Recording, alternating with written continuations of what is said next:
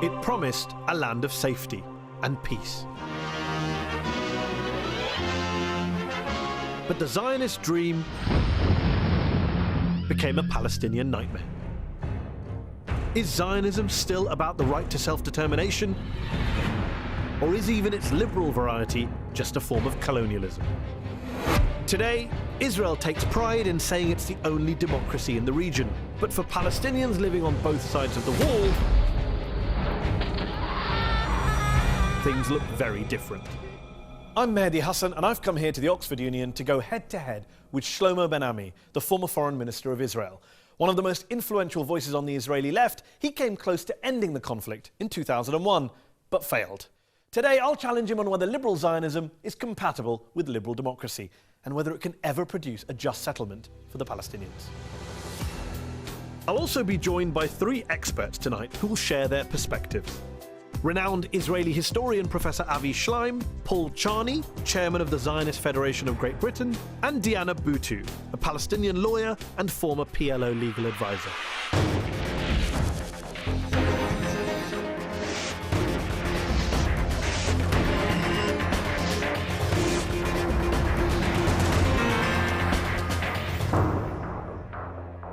Ladies and gentlemen, Shlomo Ben-Ami. He considers himself an ardent Zionist, but also a liberal and left-wing Democrat. Thanks, Shlomo, for coming. Thanks so much.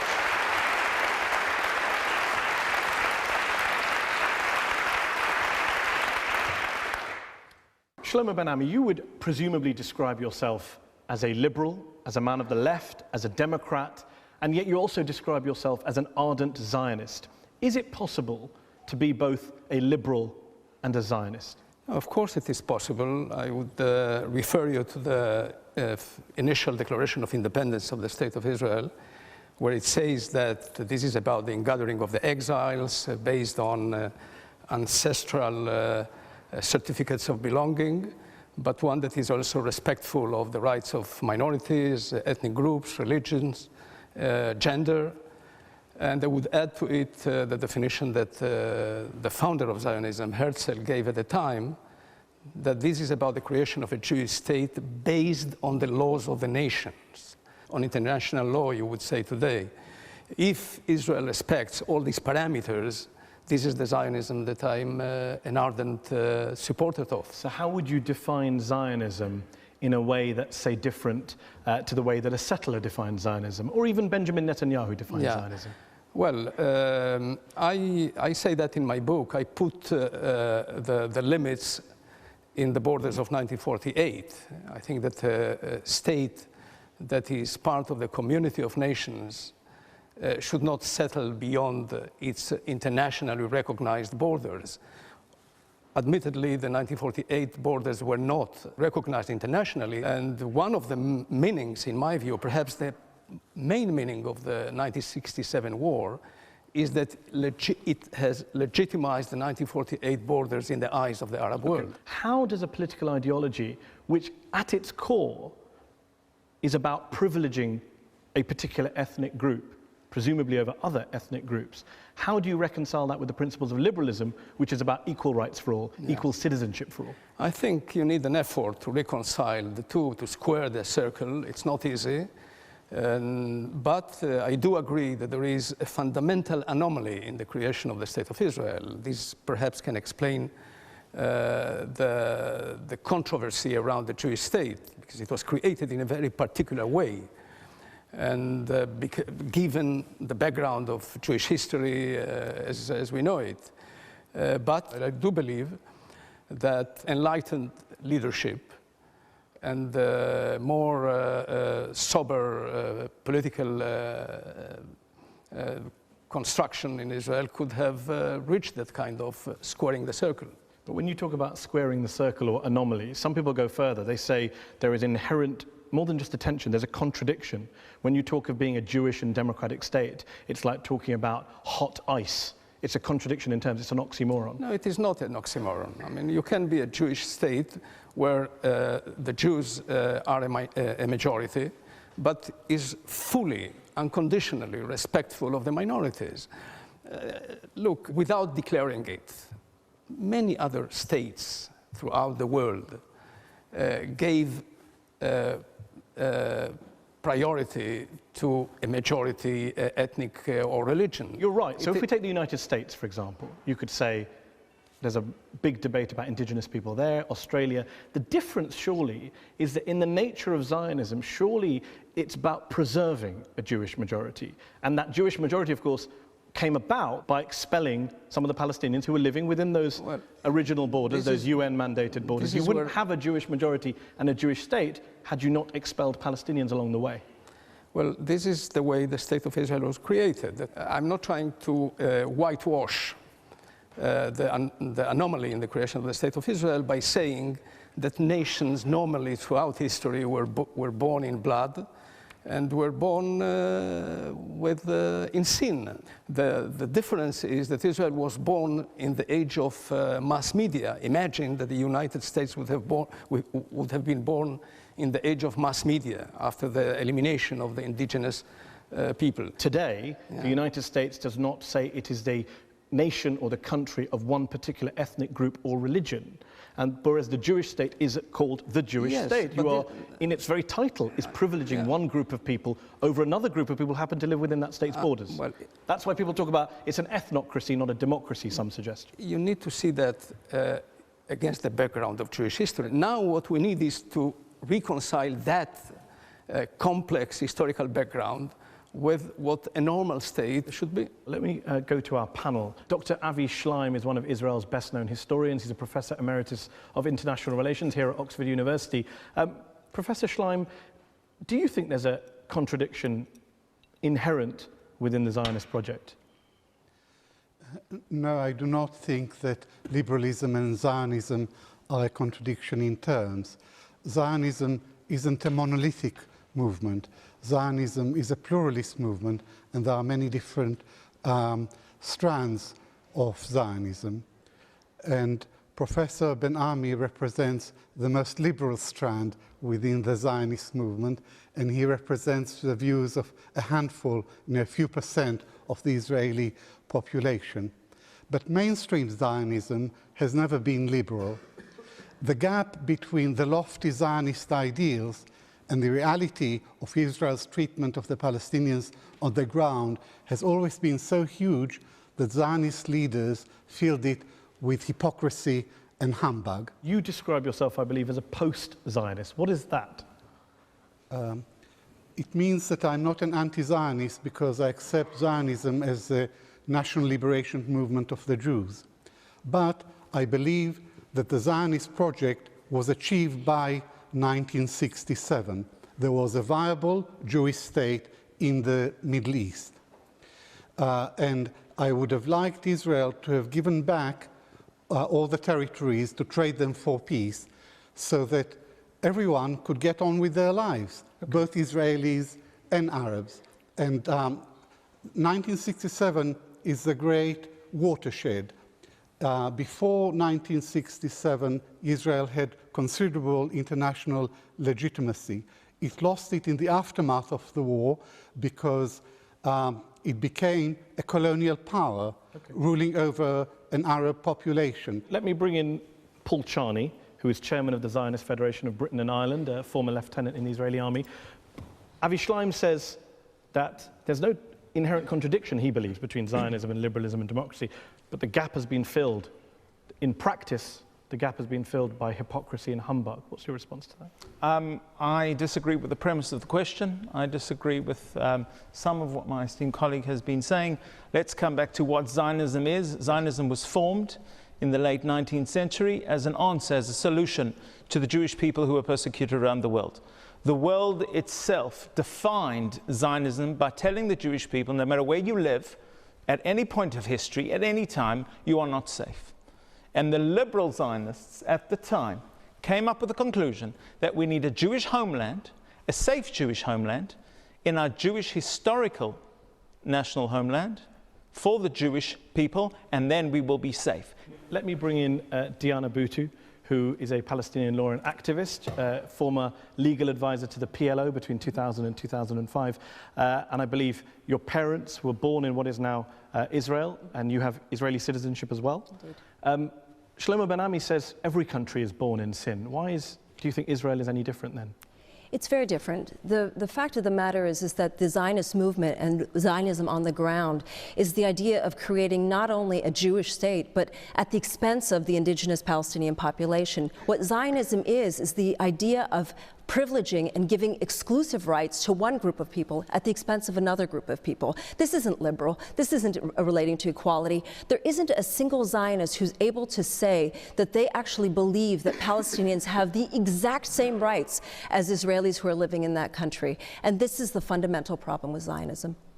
What's your response to Diana? Well, Arab Israelis share in some way the predicament of Jews in the diaspora in the following sense, that they are equal by the law to the Jewish part of the population. But real life has discriminated against Arab Israelis in many fields. 700,000 Palestinians left what is now Israel. They didn't just all run away out of choice. In many cases, they were driven out. Do you accept that you would not have the Jewish majority and the Jewish state today without that original act, what the Palestinians call the Nakba, the catastrophe? History offered different options. 1947 was one option. You could have had an Israeli Jewish state without expulsion. If you hadn't had the expulsion, you wouldn't have a Jewish majority. This fact of history is today one of the major reasons that the Israeli right of center is ready to engage in a peace process in order to give away lands in the West Bank. The fear of a demographic doomsday. That's always been one of the central issues in this process. And would you accept that the Jewish state was built on an act of ethnic cleansing then? Well, there were elements of ethnic cleansing, there is no doubt about it. The story of Lida, of Lod. So there were obviously cases, and there were many other cases where the country was bisected by war, and people ran away out of fear. I don't believe that there was a master plan. Let's assume it was all an accident. Let's assume the Palestinians all ran away out of choice. You didn't let them come back. It's all very well acknowledging the history and saying that was unfortunate, this may have been ethnic cleansing. But I'm asking you, you say today I'm an ardent Zionist. That's part of the legacy of Zionism. Well, I accept it as it is. But you don't say I don't want to therefore take the tag of an ideology that produced that. I'm trying to reconcile the price that was paid by everybody in this conflict with a decent state of affairs. That is what is to be liberal today. Let's talk about that, but Paul Charney wants to come in here. Paul? In the 1950s, there was a Jewish majority in that land because the Arab nations expelled 800,000 Jews, and they had nowhere to go but Israel. The Arabs have created as much of a Jewish population in Israel as the Palestinians. Why haven't the refugees been allowed to return? Because the fundamental issue is that you view Palestinians as a demographic threat and that you don't believe in equality for Palestinians. I want to pick up what Shlomo said about dealing with now, the consequences of now. I hear a lot of people on the left in Israel say, you know, we're opposed to the settlements are bad, don't judge us on the base settlements, we're against settlements too. And there's this sense that settlements are somehow alien, distinct, different to Israel proper. Isn't the problem here that you can't distinguish the two, that they are part and parcel of the same enterprise? Yes, I think Israel hasn't been able to overcome the hangover from the years prior to the State of Israel, where settling the land was made by outsmarting the British and outwitting the Arabs. 1967 unleashed this spirit of the old Jewish community in Palestine of settling the land. And I think that it's about time to put an end to it. When I hear people in Israel talking about settlements, there's two different types. There's someone like yourself saying it's time to bring it to an end. And we had Danny Dayan on this show, the former leader of the West Bank settlers, sitting in that very chair last year on Head to Head. And he said, quote, if Tel Aviv is not a colonialist project, then Malé Shomron, the West Bank settlement where he lives, is not a colonialist project. I.e., if the settlements are colonialist and illegitimate, then so too is Tel Aviv, so too is Haifa. He's got a point, isn't he? He's kind of bluntly honest about No, all he this. doesn't have a point. This is a silly argument. This is a totally silly argument, simply because 1948 is a reality that is now regionally, internationally recognized. And going beyond 1948, settling in the West Bank today, which is what remains for the Palestinians to have their own sovereign, decent state, you need to put limits to the sin. There has been, as I said, a sin in the creation of the State of Israel, as I do believe that there has been a sin in the creation of many nations throughout history. But you need to put a limit. And the limit, the reasonable limit, is the state of 1948. And going beyond that by saying that Tel Aviv is also a settlement is political pornography. Okay, let me ask Diana Boutou, when you hear someone like Shlomo Ben-Ami here on the left of the Israeli political spectrum saying political pornography, what's your response? I hate to agree with Danny Dayan, but in a way, he's absolutely right. I mean, the fact that we're trying to make a distinction between what happened in 48 and what happened in 67 is a false distinction to be making. Zionism, at its fundamental core, is the idea of privileging one group of people over another. And the way that they created a Zionist state in the first place was to expel millions, hundreds of thousands, now millions of Palestinian refugees, including my family. And the way that you create a bigger Zionist state is to do the exact same process. I think that it's important to keep in mind that between the period of 1948 and 1967, which people are sort of trying to idealize as being the great years of Israel, there were Palestinians who were citizens of that state, were living under military rule. Let me just ask you this. In the past 60 years, roughly 700 Jewish communities have been established inside the 1967 borders. Do you know how many have been established for Arab citizens? I guess none. Well, seven. Seven. Yeah. So when you see a statistic like that, how can you say that this is a country which treats its Arab citizens and its Jewish citizens equally? I said equal according to the law, not reality. I said it very clearly. And this is one major assignment that the State of Israel still has. That is to turn this equality according to the law into a reality, a social and political law. From the very beginning, there have been laws discriminating against Palestinians living in Israel. I'm not going to be the advocate of these policies. These are the policies upon which the State of Israel was built. Israel is driven by a paranoia with regard to the Arab world. The dilemma of the Arab Israelis is of a people whose people is at war with its state. And this is a very, very odd condition that you don't find among other nations. And therefore, everything that happens is conditioned by these contradictions that are inherent in the creation of the State of Israel. Could a Palestinian ever be Prime Minister of Israel? Well, history will tell. If you had a Palestinian Prime Minister, then why call yourself a Jewish state? Because the state so far has this preoccupation with being the refuge, of being the shelter of the Jews, given the historical background. We have a particular history, and the Jewish state, its formation, its constitution, has much to do with this burden of history. I don't think anyone would dispute the burden, the suffering, the persecution. That's not what's at stake. I think the issue is that the right to self-determination of Jews came at the expense of the equal rights of other people and continues to come at the expense of other people. And this is, as I say, this is the assignment of liberal Zionists, to try and put an end to this and put a limit to this inequality. Peace with the Palestinians would be a major step towards such a goal. You would accept, surely, at the very minimum, what we've just discussed, that Arabs are discriminated against legally in an institutionalized fashion. They are, but less and less. I think Israel is making headway in reconciling itself with its Arab minority. Let's ask our panel, Paul Charney. You would accept that Arab citizens of Israel are treated differently to Jewish citizens of Israel? Let's look at it this way. There was no Palestinian liberation movement in the West Bank prior to 1967. That's not the question I asked. Do you accept that Arab citizens in Israel are treated differently to Jewish citizens in Israel? I accept that Israel has some way to go for all its citizens to be 100% equal in its society, not in the law, but in the society, and that takes time. What does that mean, not in the law? That means that just in every democratic society around the world, minorities are treated in some circumstances differently to the majorities, including this country here. Really? In this country, people are treated In as this an ethnic country, group, are defined as an ethnic group and You will treated see differently. parties like the BNP talk about different races and different So you're comparing minorities. Israel to the British National Party, a far-right fascist party. I'm comparing Israel to a conglomerate of democratic parties just like the UK. Okay.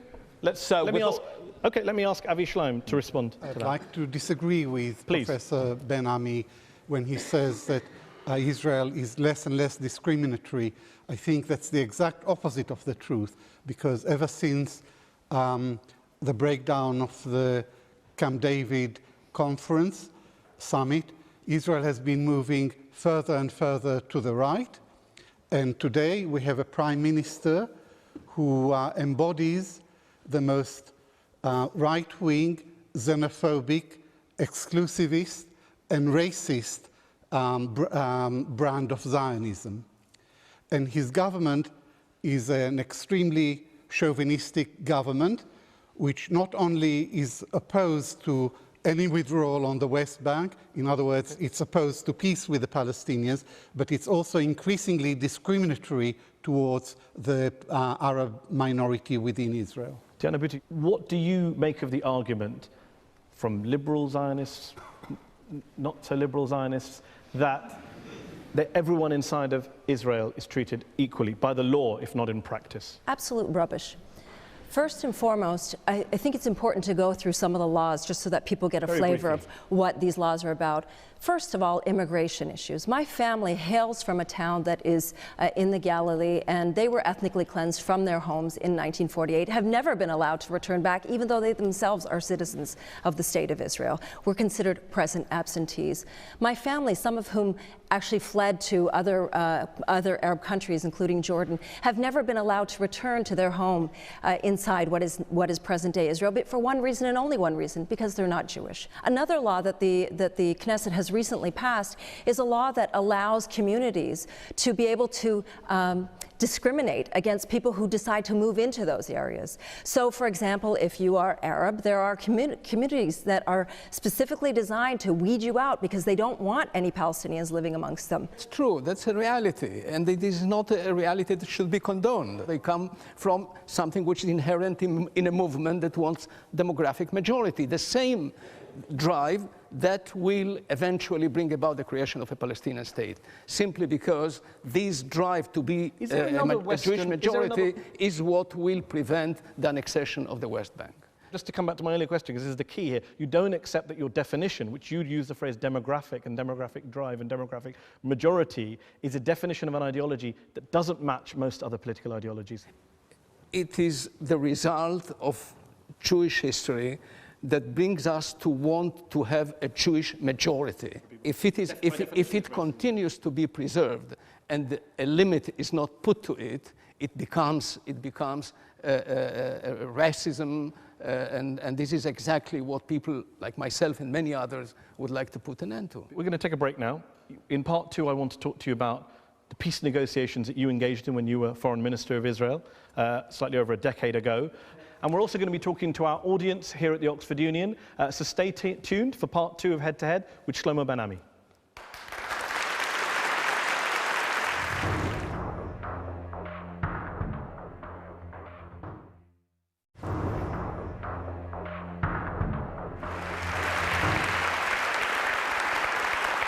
Welcome back to part two of Head to Head. We've been talking about liberal Zionism. Is there a contradiction between liberalism and Zionism? Our guest today is the former Foreign Minister of Israel, Shlomo Ben-Ami.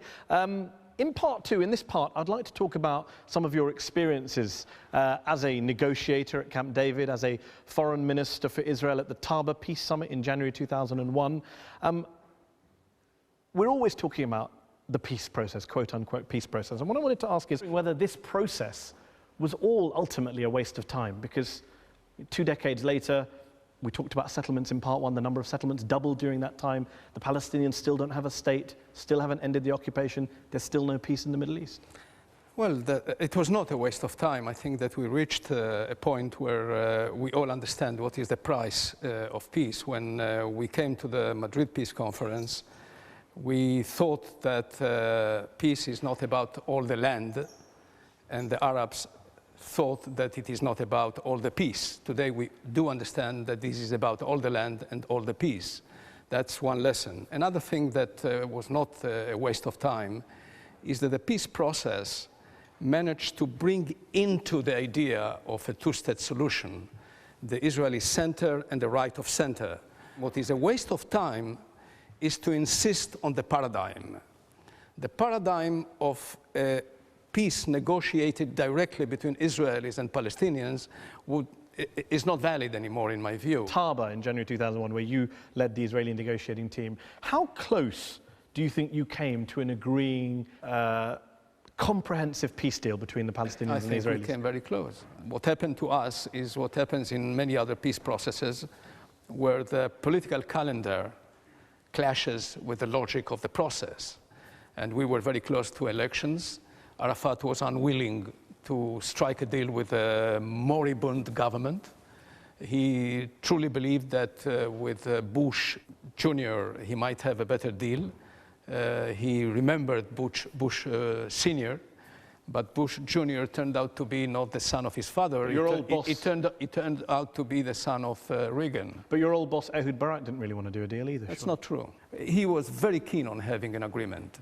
He came to the peace process the way Rabin came. He was not a peacenik. He saw it as a central pillar for Israel's security. And he wanted it very, very strongly. What I'm confused about is I read your book, Scars of War, Wounds of Peace, and I'm slightly confused because on the one hand you say things like, if I were a Palestinian, I would have rejected Camp David, the peace offer at Camp David. But not Taba, I said Camp David.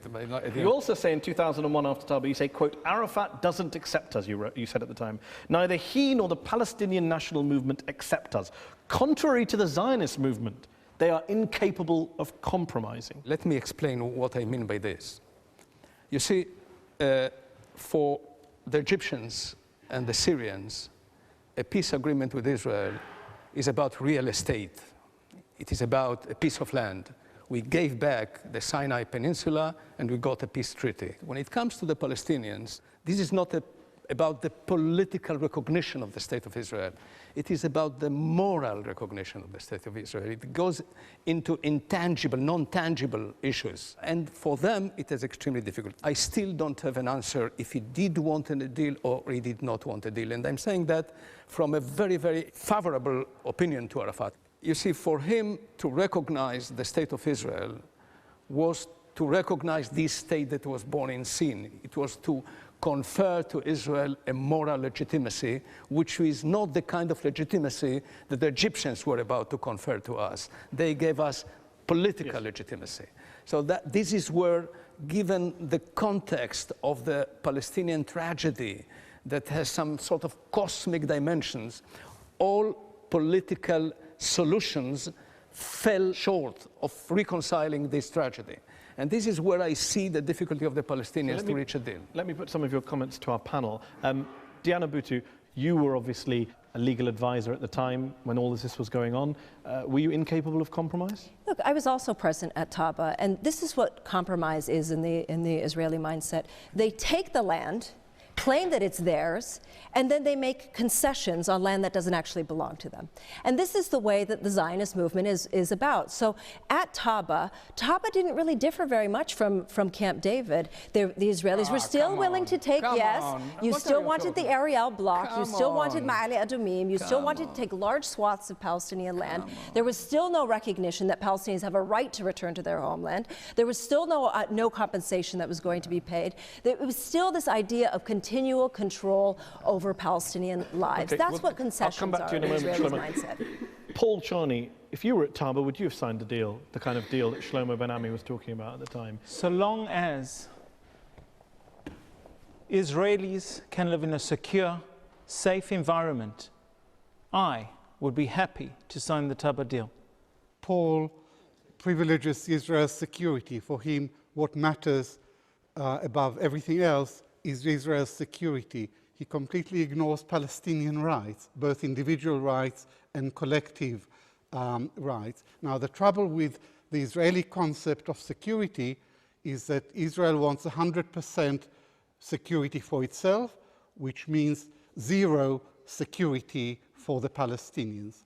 And I would say that the American-sponsored peace process since 1991 is an exercise in futility, because it's all process and no peace. Benjamin Netanyahu pretends that he wants to negotiate with the Palestinians, but he keeps expanding Israeli settlements. So he's like a man who pretends to negotiate over the division of a pizza, and he keeps eating it. Okay.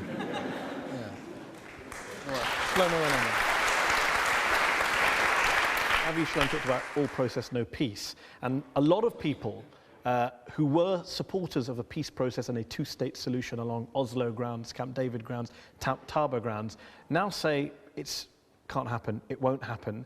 And they would say that a one-state solution, a secular binational state of Palestinians and Jews living side by side, is the only option. You say, in your book and elsewhere, it's utterly unrealistic, it's nonsense.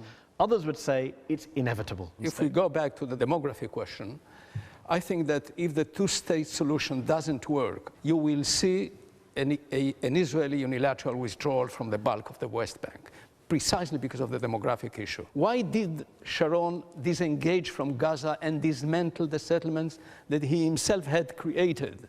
Because of demography. Do you see Palestinians as a demographic threat to Israel?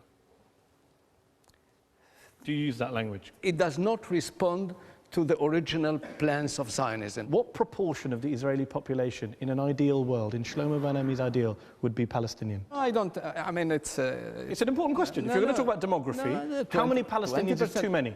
I can't say that. I don't know. If it was 51% Palestinian, would that be a problem for you as a liberal Zionist? I guess not, but as a whole, the state needs to have a Jewish majority, because that was the initial idea. This is the essential You're ideology. contradicting yourself. You're saying, I guess not to 51%, but the state needs to have a Jewish majority. You are discussing with me mathematics. I'm talking about the principle. I'm saying, in a Jewish state, with a quote-unquote demographic threat, or demographic race is the phrase you use in your book, how many Palestinians is too many? How many Muslims do you want in Britain?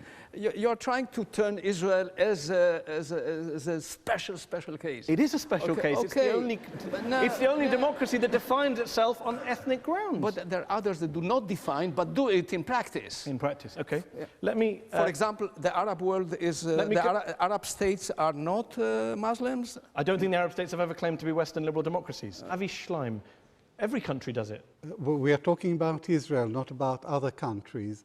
And Israel, within its pre-1967 borders, is a democracy, a flawed democracy. But Israel, plus the occupied territories, is most emphatically not a democracy. It's an ethnocracy where one ethnic group dominates over the other. And very quickly, are you a supporter of a two-state solution? Or do you think a one-state solution is now inevitable, or a unilateral withdrawal to All my life I supported a two-state solution, but now I believe that the two-state solution is dead.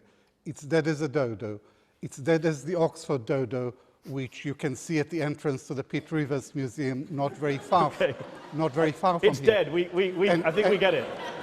And Israeli governments destroyed the two-state solution, systematically destroyed the basis for a viable Palestinian state. Paul, how many Palestinians is too many in Israel today? Judaism and Jews are a fundamental part of the nationality, the national outlook of Israel. It's a fundamental part. And if you said in Britain today that you would open your borders to immigration from around the world, you would have riots on your hands. I ask you a question. Are Palestinians immigrants in their own land? Not just Palestinians. Israel will limit its immigration of any nation, of any people around. Paul, it's a very simple question. Are Palestinians immigrants in their own land? Non-Israelis, which is fundamentally part of Judaism, are limited in the amount of people that can come into Israel. This is precisely the face of Zionism, the fact that Israel comes to me and now I'm considered to be an immigrant to that country. This is precisely the ideology. The problem with Israel is that it views me either as a demographic threat or as a security threat. And if you look at Israel today, it already is one state. It's no longer a question of whether it's going to be one state. It is one state. The problem today is it's apartheid. That's what we're living under. Let me go to our audience now, who've been waiting very patiently. Okay, gentleman here waving his hand. Mr. Ben Ami, you may or may not have a right to a state, but why should we Palestinians have to suffer so that you have a state? How is that fair? And why I'm being denied my right to visit the village of my grandfather, which is only 10 kilometers to the east of Gaza. And let me remind the audience, the whole world, which has been under siege for the past 7 years by your government. Thank you. Well, I hope that this two-state solution at some point down the road will materialize, and we will have peace with the Palestinians, and we can visit peacefully Palestine, and Palestinians can visit peacefully Israel. What about the earlier part of his question, which was about statehood for the Jews came at the expense of Palestinians? How is that right? There's often the phrase used that the Palestinians are the Jews of the Jews. If this is what he says, and if these were the reality, then he is right. But there is a shared responsibility. There must be a shared responsibility why the Palestinians do not have their own state. We need to go back again to history and see why in 1947 it did not happen, why in 1937 it did not happen. The Palestinians were offered a state, never a perfect state, 3 times, and 3 times they rejected it. So this is part of the story. You cannot go into the movie, in the middle of the movie, and say, okay, this is what happens. You need to go to the origins. And in the origins, there were Israeli sins, and there were Palestinian political miscalculations and wrong decisions that brought them to this situation. And as a brilliant Palestinian scholar, Yazid Sayegh wrote, if this kind of decision-making by the Palestinian leadership persists, they might end, this is a Palestinian saying, like the Kurds, with a right cause, but with no solution. Just shared responsibility when political decisions need to be taken. Just very, very quickly, Avi Schleim, you're here, you're famous for being one of the new historians. I'm just wondering what your take is in terms of apportioning blame for the fact that the Palestinians don't have a state today, or don't have justice. Whichever way you look at the creation of the State of Israel in 1948, it involved a monumental injustice to the Palestinians. Okay, let's take some more questions. I'm going to go back to the back. Who's got their hand up highest? Oh, that guy put his hand up very high. Thank you for this event. I'm not a Jewish or Palestinian, but as someone who's outside the conflict, it seems that as a liberal, you said you support international law, which includes not only ending the occupations and granting equal rights to Palestinian citizens of Israel, but also implementing UN 242, right? The right of return of the refugees in the diaspora. And so my question is, why shouldn't we boycott Israel, divest from Israel, impose sanctions on Israel until it meets that minimum standard of international law, ending the occupations, granting equal rights, and allowing the right of return? It worked in South African apartheid. Why shouldn't we apply the same strategy here? 242.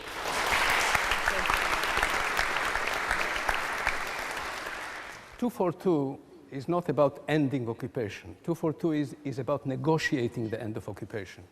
And this was negotiated by some Israeli governments in good faith, and this is where you can discuss the question of shared responsibility. Why we did not reach an agreement in Camp David, why we did not reach an agreement in Taba, why we accepted the Clinton peace parameters and the other side did not accept them. So there was an attempt to reach a solution. What about refugees? About refugees, 194, this is another example of these divergent rhythms of decision-making between Israelis and Palestinians. 194 was rejected by the entire Arab world. And in Lausanne, Israel proposed 100,000 return of refugees. I admit that it was done as a tactic, but it was not accepted by the Arab world. Today, 100,000 refugees returning to Israel would have been a glorious achievement. I'm assuming you don't agree with boycotting Israel, but do you understand where that sentiment comes from? That people do see these kind of discriminatory laws, they do see these injustices, and they say, what else should we do? A peaceful means of trying to put pressure on Israel. I think that what they should do is push their governments to put pressure on the parties to reach a settlement. Sanctions need to be ruled out in this context. Diana Bhutto, do you support, as a Palestinian, the boycott, divestment and sanction movement, the BDS movement? Absolutely. This is the only way that Israel's going to get the message that it's not above international law and that the Palestinians are not beneath international law. Okay, back to the audience. Lady here in the front row in the grey jacket. Do you want to speak up, please? You acknowledge that there is a gap between the equality that Israeli Arabs receive under the law and the equality they receive from their Jewish Israeli neighbors. What practical solutions can you describe right now for addressing and changing that mindset?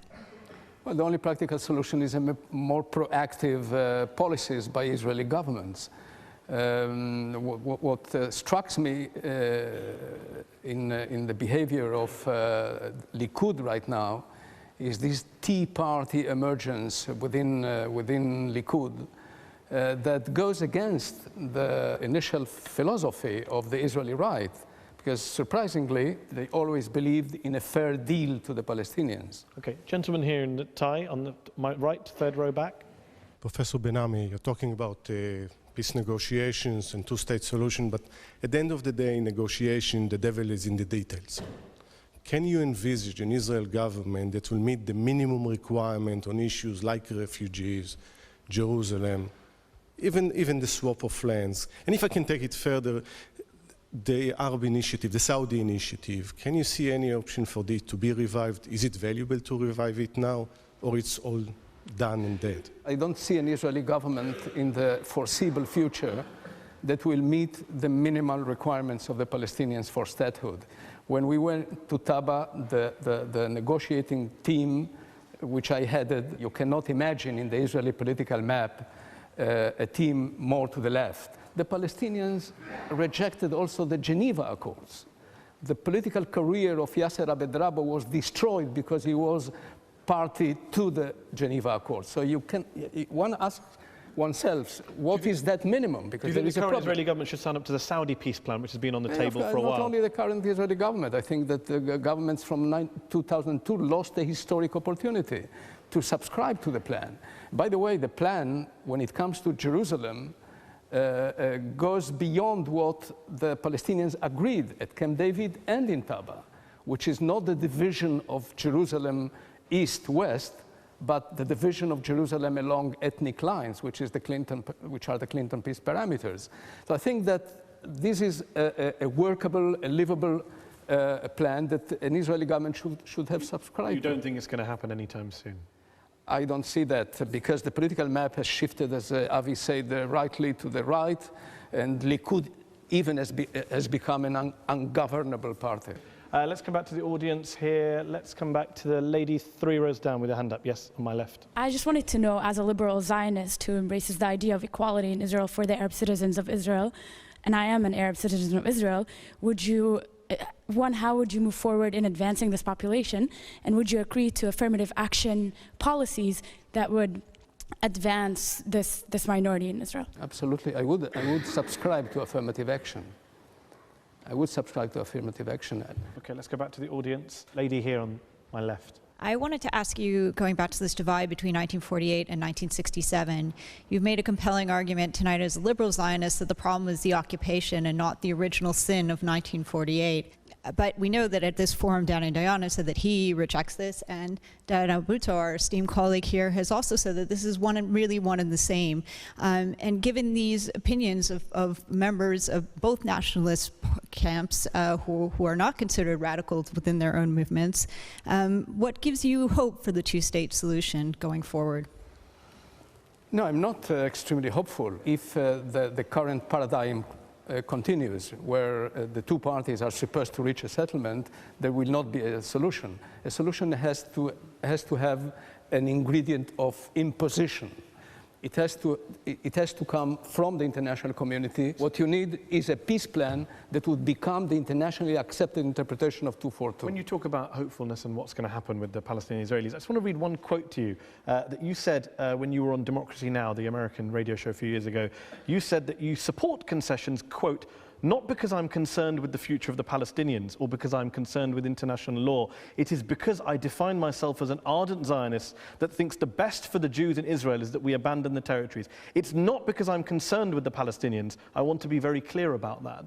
My question is, as a liberal, shouldn't you also be concerned about the Palestinians? It shouldn't just be a cynical exercise in saving Israel. I shifted in that particular answer, where is the core of my drive to reach a settlement, the fact that I think this is the best for the Jewish state, for all reasons, for political reasons, for international reasons, and for moral reasons, because there is a spillover of the practices that one exercises in the territories into the state of Israel. So I think that it includes everything. One last question for the gentleman who waited very patiently in the back. Dr. Ben-Ami, does there come a point where Zionism, where the mistakes of war and the actions of extremism, the mistakes of war as you call them, when those destroy the moral ascendancy in your eyes of Zionism as an ideology? Well, Netanyahu is obsessed with absolute security, something that is utterly unrealistic. And in fact, this drive to have absolute, total security is not possible to implement. And therefore, you can see him insisting on a continuous presence of Israel in the Jordan Valley. Does a point come where you say, as a fellow Zionist to Benjamin Netanyahu on a different part of the spectrum, where you say, this project just doesn't, I can't sign up to it, I can't be an ardent Zionist anymore, given what things have happened in the names of Zionists? If he distorted the idea, it doesn't oblige me to abandon my credo. I mean, I think that this is his view. It's not a monolithic ideology. People gave it different interpretations, as in every other nation. Just before we finish, 13 years ago, you say you came very, very close to a peace deal at Taba.